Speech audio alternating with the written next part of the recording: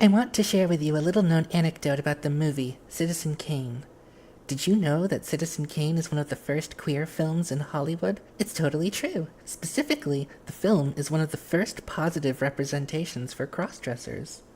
We don't see it, but in between two of the flashback periods, Charles Foster Kane goes through a phase where he competes in RuPaul's Drag Race. It's part of the subtext of the film and why Kane and his first wife become estranged. And that's been a game theory. Don't forget to like and subscribe.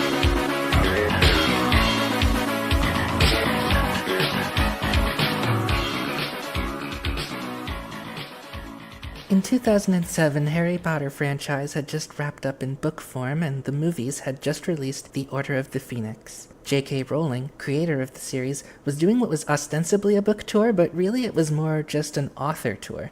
The series was already over, the next movie was years away, this was Rowling's victory lap. Publishers often do this for long-standing series once it's finished. A way to thank the author, the fans, a way for everyone to celebrate the completion of a series and recognize that they were all part of this magnificent thing. This is doubly so for a cultural phenomenon like Harry Potter. Rowling probably knew far in advance that this tour would come as soon as she finished the series. It was both an opportunity to celebrate what she created and to tease what she would be doing after completing her 7-book series and moving on with her life. While in the United States, during the middle of a large culture war over gay marriage, Rowling fired a shot into the fray and answering a question in Carnegie Hall of all places, revealed that Dumbledore was gay for Grindelwald. This was a big story at the time, making it into major news broadcasts. And then the world found out she was full of shit.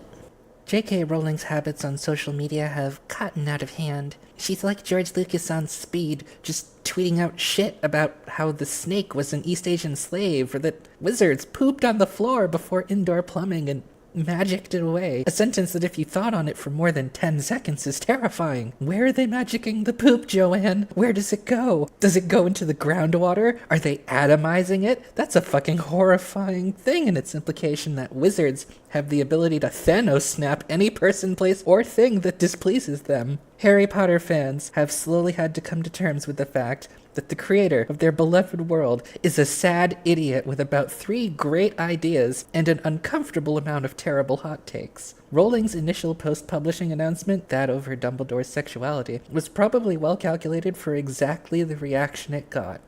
It is impossible to know Rowling's mind, whether or not her story about it being behind her characterization of Dumbledore from the very beginning is dubious, but it's impossible to disprove. And it's much easier to give it the benefit of the doubt because the Potter novels are of limited omniscience, and Dumbledore's sexuality was never something that Harry or the other children were ever in a need-to-know position for.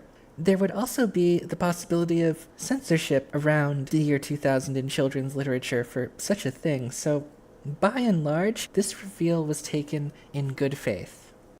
But then we, the human race, developed social media and unleashed the worst clowns, morons, and circuses of rats in trench coats to peddle their mediocrity on the world, and Rowling finally found her muse. As she continued to add more details post-script, the goodwill began to fade, but she was never regarded maliciously by her fans. Mostly, the disapproval began forming from people who objected for artistic reasons. You don't get credit for shit you didn't put in the story. If I can just add words, scenes, motivations, and characters after the fact, I can turn Snow Dogs into Old Yeller. But no one ascribed any ill intent towards many of these additions, these retcons, if you will, beyond the fathomless depths of her stupidity. Then, the Scottish independence movement happened, and Rowling's political fortunes changed. As one of the wealthiest English mammals on Earth, Rowling's open funding of the anti-independence movement was kind of a sour pill to take for many. About the only thing that stopped many, although certainly not all, from giving her the finger right away was that she does technically reside in Scotland. But it was something of a turning point for her public persona. Rowling built a lot of goodwill with the political left with a gay Dumbledore, but having taken the role of super posh Englishwoman in the independence debate, donating over 1 million British pounds, which I can only assume is around $3 billion American, the largest such donation at the time, did a lot to emphasize her role as an out-of-touch moron. And then came the second Fantastic Beasts movie, The Crimes of Grindelwald, and the world found out that her gay Dumbledore was a hoax, about as substantive as the Loch Ness Monster. Now, Rowling had none of the pressures to tone it down. Here was going to be a movie in which Albus Dumbledore would share screen time with his long-lost boyfriend, Grindelwald. Quote, "I can't tell you everything I would like to say because this is obviously a 5-part story, so there's lots to unpack in that relationship," Rowling said at the time. Apparently, having lots to unpack meant never addressing the relationship at all. Oh. And now we have this bullshit. Rowling came out for an interview and emphasized, again, not in her goddamn story, that Dumbledore and Grindelwald's relationship was really sexual and passionate. Apparently, the only unpacking Rowling knows about is a fudge. And I'm grateful to see in my old age that the internet has finally had enough of her shit and is rightly telling her to go fuck off if she isn't going to put it in the movie. Rowling wants the credibility of being inclusive, but she doesn't want to actually put in the legwork. But this brings me to the main thesis of this video. All of these things, all of this nonsense. How she can so casually say Nagiri is an Asian woman who was turned permanently into a snake to serve Voldemort, effectively making her an exotic slave. Trying to get credit for Dumbledore's homosexuality without having to show the emotional labor or, gods forbid, physical attraction between the pair. Asking why poor people just don't buy more money. It's all part of a pattern. And this goes hand in hand, by the way, with Rowling's recent support of the Labour split, trying to undermine Jeremy Corbyn's power so that Labour can't boast a challenge to the Tories in the wake of Brexit. Let's chat about the phrase that set people off, I think. Quote, "But as happens in any relationship, gay or straight or whatever label we want to put on it, one never knows really what the other person is feeling.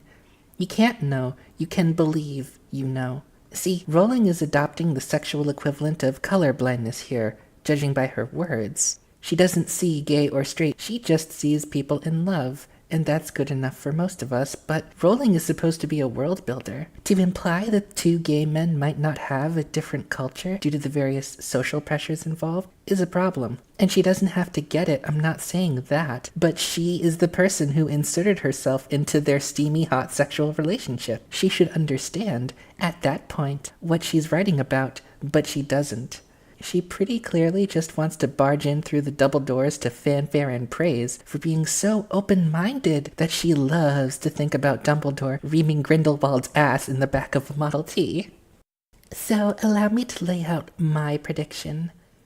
Rowling might be trying to lay it on thick and heavy with the representation to score some weird nebulous brownie points, but her politics, at least her visible politics, are sliding to the right. I predict that Rowling will become a right-wing celebrity, probably after the next coming election cycle. She'll put out a statement, "Oh, in my heart, I am such a good liberal, but the left has pushed me towards the right." The same old song and dance from a suburban mom who has no idea what it's like to be a normal person.